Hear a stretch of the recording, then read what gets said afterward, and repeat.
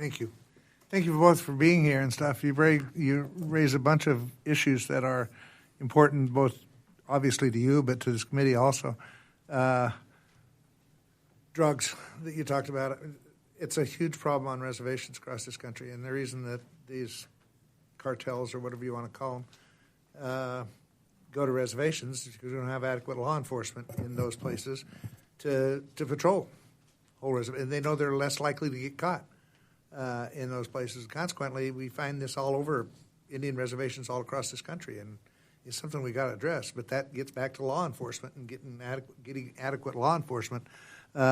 We did increase or reestablish, I guess, the opioid reduction task force that was established during the previous Trump administration. And from what I understand, and talking to the secretary then, Zinke, that was secretary when they put it in, it was moving in the right direction and getting some results. And then for some reason, it just got passed over. And we reestablished it last year. I think that's a good first step, but it's not adequate enough to address the whole problem that we've got to deal with. You mentioned the water settlements. We talked about this a little bit just before our lunch break. I will tell you that it's going to eat this budget alive if we don't find a way to pay for these. And I'm not against the settlements or anything, but if we take them out of the budget that we currently have, I mean, we're talking billions of dollars is what these settlements, when you look at all of them across the country and stuff. Some way we've got to find a way to fund these things. And we're searching. I happen to think they ought to come out of the Justice Fund, but that's not what it does right now. We have to appropriate money for it. And, of course, if we appropriate money for that, then something else gets cut down the road. So we got to find a way to fund these water settlements, because I think they're important that we do that. But it is a challenge for sure. And I completely understand, Chairman Simpson. In the case of Acoma, we've negotiated our water settlement, and we were just trying to get it. It's been reintroduced, trying to get it passed. Yep. In Acoma's case, the water settlement addresses our needs for the future because of the mining that has taken place in and around Acoma. Along Mount Taylor, it has depleted our water source that we relied on for a millennia. The flow in the Rio San Jose historically ran about 14 to 15 CFS, which is not a lot compared to a lot of the other rivers and waterways in the United States. Today, it runs about 1.5 CFS because of the depletion of the groundwater. In our water settlement, we're not in New Mexico and in the Acoma region especially, it is such a water-short basin that the only way that we can guarantee water for the future of our community and surrounding communities is through the settlement. We would have to pipe water from another water basin into our basin in order to sustain our community, and that is the only way we're going to be able to do it. However, if we don't get this water settlement done and get those projects going, the mining companies are also planning to tap into that too. Yeah. So now the only untapped, uncontaminated source of water that we have is in danger. Yep. And that's why we're so adamant about trying to get these water settlements completed and get the money and make sure that our community has water into the future. Yep. Believe me, I'm fully sympathetic with the problem that you face, and I went up and visited the Belknap tribes and stuff, and they have the same water settlement issue up there, trying to get funded and stuff. Same reason, because they're not going to have water. They're not going to have portable water, and so it is a challenge all across this. But we got to find a way to do it. And like I say, I'm not against the settlements. My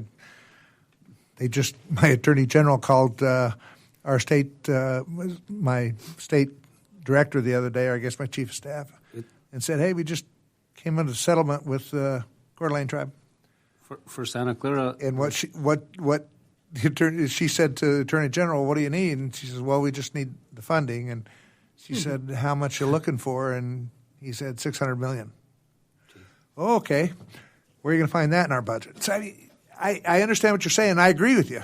It's a matter of we got to find a better way to pay for this so that it doesn't eat up everything else in the budget. What's troubling is that the state or the federal government settled with the Acequias, the non-Indians, but yet in the Abbott case, we're trying to settle our negotiation. Yeah, and the state want us to regionalize, but that doesn't work for the tribe. That doesn't work for us. Yeah, and so we bring solutions to the table, but nobody wants to.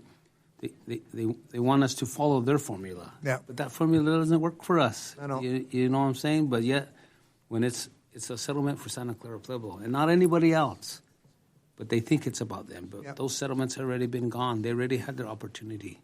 This is our only one chance. We only have one chance at this. It's like it's easy if you are trying to divide up water and your assessment is that there's more water than there really is. And that's happened throughout the West. We've over-appropriated a lot of rivers and that kind of stuff. I was telling somebody earlier that when they did the Colorado River Basin, they created the upper basin and the lower basin, they assumed that there was 18.5 million acre-feet of water that ran down the river every year. And somebody told them at the time, this is in the 20s, that no, you're looking at only the wet years. When you add in the dry years, it's actually about 14.5 million acre-feet that run down. So they've over-appropriated by a ton of water, and now look what you've got going on in the Colorado Basin. So it's a challenge for all of us. And part of the problem is that the irrigation system runs through our property without proper easement. Yeah. But yet they want us to maintain. They want us to maintain the acequias at whose cost? At our cost. But yet there's not even no written agreements from the non-Indian users, and it seems like people think like they own the water. The water belongs to all of us, and that's our goal, is to be good neighbors, to share the water properly for everybody. But the problem is on the East Coast they have riparian water rights because they're trying to get rid of water. They got so much water. We have prior appropriation water rights in the West because we're trying to save every drop because we live in a desert, essentially. Mm-hmm. It's a challenge. Ms. Pingree. I'm good. I'm gonna just leave you not answering any more questions, but I really appreciated your testimony, and I learned a lot from the many things you brought up. So thank you both for being here. Appreciate it very much. Thank you for having us. Thank you. For having us. And I do want to get out and see your area and stuff because it is beautiful country, and I haven't been there. I want to go see them. So got good food out there too. We got good chili out there. Yeah, I know it. Just need water to grow it. That's right. Thank you for being here today. We appreciate it very much. Thank you.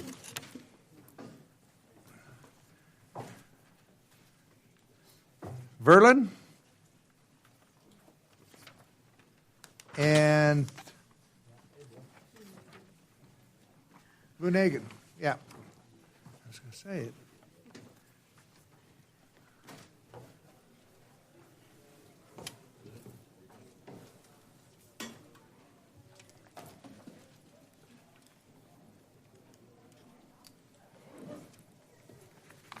Hi, Boo. How you doing?